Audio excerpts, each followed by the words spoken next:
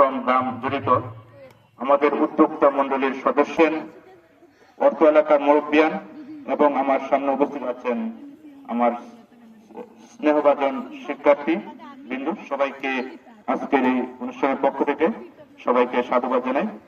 সবাইকে আসসালামু আলাইকুম। সুপ্রিয় শিক্ষার্থী, আমি আসলে বক্তব্য এখানে দেওয়ার আসলে বিষয় মুখ্য উদ্দেশ্য না। আমি তোমাদের সাথে অবরল পরিচিত, সবাই আমাকে চেনে অবশ্যই। তো এই বিষয়টা আমি এখানে যে পেয়েছি, একটা মাইকের আওয়াজও পেয়েছি। আমি এলাকাবাসী এবং তোমাদের উদ্দেশ্যে কয়েকটি কথা বলবো, আশা করি একটু ধৈর্য সহকারে শুনবো। এখানে স্কুল প্রতিষ্ঠান লগ্ন একটা জিনিস প্রতিষ্ঠা করা আসলে স্রষ্টা বা একটা ক্রিটিক্যাল বিষয়, অনেক মুহূর্ত পার হইতে হয়। সেটা শুধু আমরা শুধু এই দিনটার জন্য, আজকের এই যে দিনটা আজকে তোমাদের সামনে নিয়ে বসলাম এবং আমি এখানে কথা বলার সুযোগ পেলাম, শুধু এই দিনটার জন্য আমি পরিশ্রমটা করেছি। আমার সাথে যারা বাস্তবায়ন কমিটিতে ছিলেন এবং প্রতিষ্ঠাতা ছিলেন বা যারা আমাদের সাথে জড়িত, তারা এই বিষয়টা বুঝবেন আমি কতটুকু তোমার মাঝে গিয়েছি প্রতিষ্ঠানটা করতে। আমি এক সময় নিজে সেন্সলেস হয়ে গেছি, হয়তো তোমরা এই ইতিহাস হয়তো জানো না। এই প্রতিষ্ঠানটা করতে গিয়ে আজকের এই সুখের দিন আমি মনে করি এটা আমার জন্য চির সুখের দিন। আমি এই যে পরিবেশ, এটা আমি আরো বৃহত্তর এই পুরো মাঠ যখন আমাদের, আমি সার্থকতা আমি নিজেকে ফিল করি যখন বিশম্বপুরের মধ্যে আমাদের স্কুলটা দ্বিতীয় হয়, তখন আমি গর্বে, আমি নিজের চোখেই পানি চলে আসছে। যেটা কিভাবে সম্ভব, আশ্চর্যজনক বিষয়। আমাদের শিক্ষক যারা আছে তাদেরকে আমরা কিছুই দিতে পারি নাই, ধরতে গেলে ওরা এলাকার স্বার্থে, এলাকার জন্য ওরা কাজ করে। মানে এটা আমি তাদেরকে সবসময় বলি, বা এটা যারা দাতা, যারা ভূমি দিয়েছেন, তারাও মানে একটা লেভেলের, মানে তারা যে এত হাই লেভেলের হাই সোসাইটির লোক সেরকম না। আমাদের গ্রামের যেরকম মানে 8-10 জন লোকের মতোই, তারা এত প্রভাবশালী না, এত ধনী না। তারা এই বিদ্যালয়টা দান করেছেন। তো তারা কিন্তু এই স্বপ্ন নিয়েই দান করেছেন। আর তোমরা যারা আছো, শিক্ষক যারা আছো, তারাও সবাই আমাদের ছোট ভাইয়ের সমতুল্য। তাদেরকে আমি এটাই বলি যে দাতা একটা পার্ট, প্রতিষ্ঠাতা একটা পার্ট, বাস্তবায়ন কমিটি একটা পার্ট, আর তোমরা হইলে আর সবচেয়ে বড় পার্ট। তোমাদের অবদান কোনো অংশই কম না। আমি খাটো করে কোনো অবদানকে, তোমাদের অবদানকে দেখি না। তাদের যে পরিশ্রম, ডেডিকেট আমরা পেয়েছি, আলহামদুলিল্লাহ। তাদের বিনিময়ে আমরা আসলে দেওয়ার মতো কিছু নাই। তো সুপ্রিয় শিক্ষার্থীরা, আজকের দিনটা যে উপহার তোমরা দিয়েছ, তোমরা এখানে বসছো, আজকে একটা ফলাফলের দিন, তোমরা ফলাফল পাবে।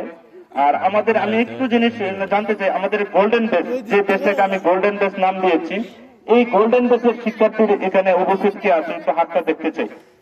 গোল্ডেন বেস এসএসসি 26 যেটা আগামীতে দিবা, সেটাকে আমি গোল্ডেন বেস নাম দিয়েছি। সবাই এই গোল্ডেন বেসের নাম দিয়েছি, গোল্ডেন কথার অর্থ তো সবাই জানো আশা করি। আমি এখানে আসলে সময় স্বল্পতা, না আমি লম্বা বক্তব্য দিতে পারতাম বা দিতাম। গোল্ডেন বেসের যে মর্যাদা, এটা তোমরা আজকে ওয়াদা করতে হবে যে আমি ধরে রাখতে পারবো কিনা। সবাই আমরা ওয়াদাও করাইছিলাম, ওয়াদাটা মনে আছে তো?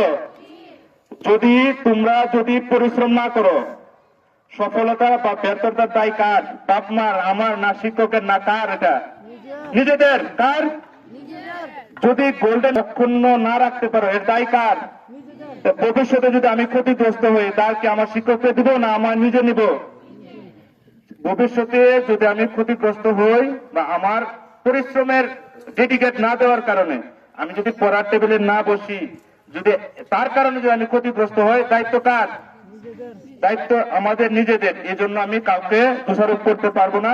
এই ওয়াদা তোমাদের কাছ থেকে আমি নিয়েছিলাম, আশা করি এই ওয়াদাটা মনে আছে তো? আমি সবসময় আসতে পারি না বিদ্যালয়ে, এটা আমি আসলে চাকরির সুবাদে দূরে থাকতে হয়, নাহলে আমি সবসময় আসতাম। তো আমি সবাইকে আমি মানে অনুরোধ জানাবো, তোমরা শিক্ষকদের যেভাবে সম্মান করা লাগে ঠিক ততটুকুই সম্মান করবা। বাপ মাদের সম্মান সেটা করবা। এলাকাবাসীর যে চাওয়া, আমি আশা করি এখানে মঞ্চে যারা বসে আছেন সবার নাম মেনশন করার সময় হয় নাই বা সুযোগও নাই এই অল্প সময়ে। তো এখানে সবারই একটা স্বপ্ন যে তোমরা বড় হবে। এখানে যদি আমি এখানে অদূর ভবিষ্যতে আমি দেখতাম যে এখানে আমার স্কুলে একজন মেজর তৈরি হয়েছে, আমি দেখলাম আমার স্কুলে একটা সার্জেন্ট তৈরি হয়েছে, আমি দেখলাম আমার স্কুলে একজন প্রধানমন্ত্রীর মতো জায়গায় জব করছে অথবা প্রধানমন্ত্রী হয়েছে। এই সুযোগ আছে কিনা? আছে না? অবশ্যই আছে। সেদিন আজকে যে আমি চোখের পানিটা জড়িয়েছি, তো তো সেই দিন আমার কেমন লাগবে বলো? সুখের যে কান্না সেটা আসবে না? তো সেটাকে প্রত্যাশা করতে পারি না তোমাদের কাছে? পারি না?